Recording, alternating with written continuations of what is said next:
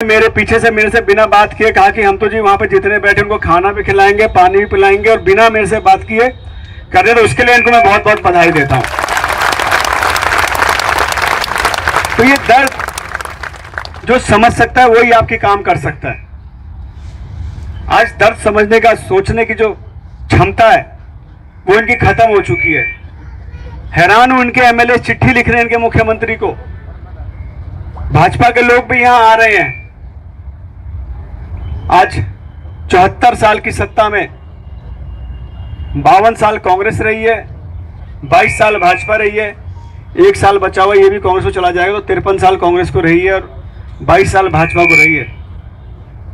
जब इन्होंने 75 साल में आपके लिए कुछ नहीं सोचा, तो मुझे लगता है आगे कुछ सोचने की इनकी क्षमता आपके लिए है, क्योंकि इनकी क्षमता आपके लिए सोचने के लिए नहीं है।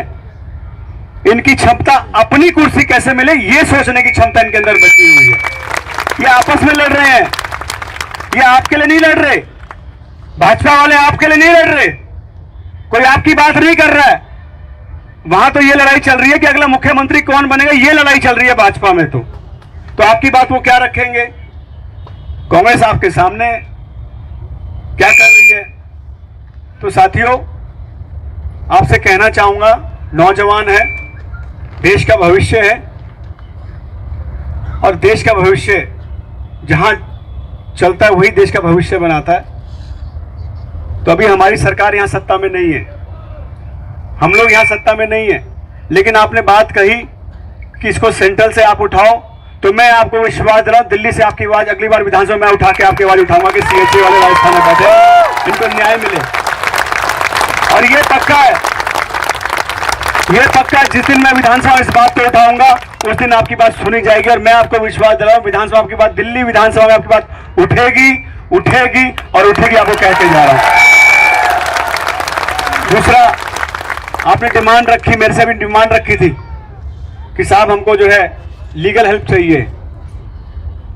आपने ये बात कही है, सही बात है भाई, वकील भी महंगे होते हैं। यहां हमारी अपनी तनख्वाह तो मिली नहीं, वकील को पैसे कहां से दे देंगे? क्यों साहब, कहां से देंगे वकील? हमारी अपनी तनख्वाह तो मिली, हमारी खुद की शादियां टूट गई इस चक्कर में, टूट गई। भाई ऐसा है, रिश्ता लेके आए कि लड़का तो नौकरी कर रहा है सीएचए में जी, सारी बात हो गई। जब जो है रोके का दिन आया, उसने कहा जी लड़का तो बेरोजगार हो गया जी, हो गया काम उसका। हो गया कि नहीं हो गया? किस किस की शादी टूटी, हाथ उठा के दिखा दो एक बार। देखो, अब तो मुझे लगता है हमें आपकी शादी कराने की जिम्मेवारी भी लेनी पड़ेगी। और ये जिम्मेवारी तभी हो पाएगी जब आपको नौकरी दिलाएंगे, जेन्युइन काम करेंगे, कच्चा काम नहीं करते हम। तो ये भी वादा है, शादी भी आम आदमी पार्टी कराएगी आपकी। तो आप लोग निश्चिंत रहें, हम आपके साथ हैं।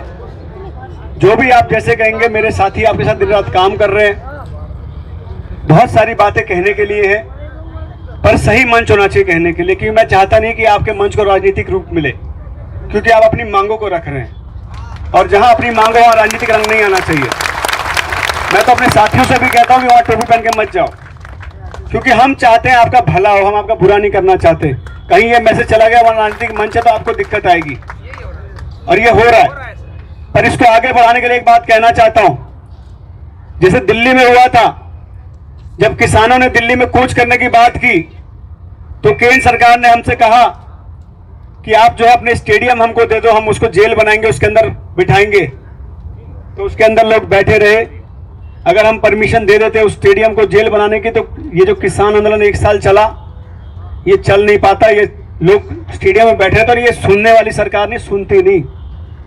तो आज आपके साथ भी यही हो रहा है, आप लोग बैठे रहे हो शांति से, इनको दिक्कत नहीं दे रहे हो, इसलिए आपकी बात नहीं सुन रहे। आपको सड़क पे उतरना होगा। मैं आपको कह रहा हूं, हमारी पार्टी आपके साथ सड़क पे खड़ी है, जहां कहोगे आपके साथ खड़े होकर प्रदर्शन करेंगे। चाहे सीएम हाउस घेराव की बात हो, चाहे इनकी विधानसभा घेरने की बात हो, अंदर बैठे उनको कोई फर्क नहीं पड़ रहा। फर्क तब पड़ता है जब किसी को दिक्कत होती है। जब इनको दिक्कत जिस दिन होनी शुरू हो जाएगी, उस दिन फर्क दिखेगा। और दिक्कत तब दिखेगी, या तो हम नंबर्स दिखाएं कि जी हम सिर्फ इस ग्राउंड में नहीं बैठे हैं, सीएचए वाले राजस्थान के हर एक गांव में जहां वो नौजवान रहता है, जिस गांव का वो नौजवान है, उससे कहना चाहता हूं अपने गांव में ही प्रदर्शन करना शुरू करो। जब गांव गांव प्रदर्शन पहुंचेगा तब इनके कान में जो है आवाज आएगी कि हाँ ये गांव गांव पहुंच चुका है। ये यहां बैठने से नहीं होगा, ये मैं आपको बता रहा हूं, यहां बैठने से नहीं होगा। क्या फर्क पड़ रहा है, अंदर ये दीवार चारों तरफ बंद है, हम अंदर बैठे, मेरे जैसा नेता कोई आएगा भाषण देकर चला जाए, क्या फर्क पड़ रहा है? फर्क तब पड़ेगा जब इनको दिक्कतें दिखनी शुरू होगी। तो आप लोग फैसला करो, क्योंकि अनशन लंबा खिंचता जाएगा तो गर्मी भी बढ़ रही है। पता नहीं आगे क्या इस अनशन का आगे फैसला होगा, मैं जानता नहीं हूं, लेकिन अगर जल्दी कराना है तो आपको बहुत जल्दी निर्णय लेना पड़ेगा। यहां बैठ के नहीं होगा, यहां बैठने के किसी को क्या फर्क पड़ रहा है? गाड़ियां बाहर सड़क पर चल रही हैं, इनके पुलिस 10-12 पुलिस यहां बैठी हुई है, देख रही है। आप यहां अनशन में बैठे भूखे प्यासे बैठे हुए हो, अस्पताल में कोई एडमिट है, 4 लोग एडमिट है, किसी को फर्क नहीं पड़ता। लेकिन फर्क पड़ाने के लिए आपको सड़क पे उतरना पड़ेगा। आपसे कहना चाहता हूं, या तो जहां जहां गांव में आपके लोग 28,000 लोग हो आप, तो 28,000 लोग हो तो मुझे लग रहा है 28,000 जगह तो आप लोग हो। जिस दिन आप मिलके अपने अपने गांव में, अपने शहर में, अपने घर के आसपास अगर 100 लोगों को भी अपने साथ वहां बिठा के एक दिन प्रदर्शन कर लेते हो तो एक दिन में 28,000 जगह प्रदर्शन होगा। तो इनकी कान में जू रहेंगी, मैं आपको कह के जा रहा हूं। 28,000 जगह, जब 28,000 जगह लोग बैठेंगे ना, जब सड़कों पर उतरेंगे, तब दिखेगा इनको कि जो है ये प्रदर्शन हो रहा है और इनकी मांग जायज है। तो इसके लिए कुछ अलग करना पड़ेगा आपको। उसके लिए हम लोग आपके साथ हैं, जहां कहोगे, जैसे कहोगे आपके साथ है। जिस जगह आपको बुलाए, आप हमें बुलाओगे, हमारी टीम को बुलाओगे, आपके साथ हैं।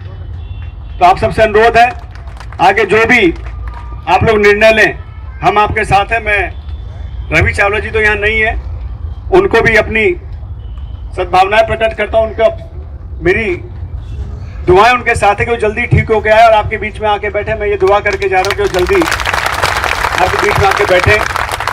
कशिश जी हैं, सुखजीत अटवाल जी हैं, संदीप शर्मा जी अभी बोल रहे थे, देव जी हैं जो 8 दिन से भूख हड़ताल में बैठे हुए हैं। अब मुझे इन्होंने 8 दिन लिख के दिया जी। कोई नहीं, आपके साथी है, 2 दिन हो 8 दिन क्यों बोलते? मुझे बोलते हो ना 8 दिन क्यों बताना है किसी को? कुछ चीजें हमें छुपानी ही पड़ेंगी। 9 दिन हो गए, 2 दिन से भूख हड़ताल पे, 9 दिन, तो सॉरी मुझे 8 दिन बताया। कोई नहीं, 9 दिन हो, चाहे 1 दिन हो, चाहे 1 घंटा हो। सरकार के लिए दुख की बात है, सरकार में बैठे हुए नुमाइंदों सोचना चाहिए कि मेरा कोई नौजवान अगर 1 घंटा भी भूखा है तो ये कर्तव्य बनता है। क्योंकि दिल्ली में जब कोरोना हुआ था, हमने पूरी दिल्ली में राशन बांटा और हमें आज ये खुशी होती है 40 लाख लोगों को हमने खाना खिलाया कोरोना के समय में, तो हमें ये खुशी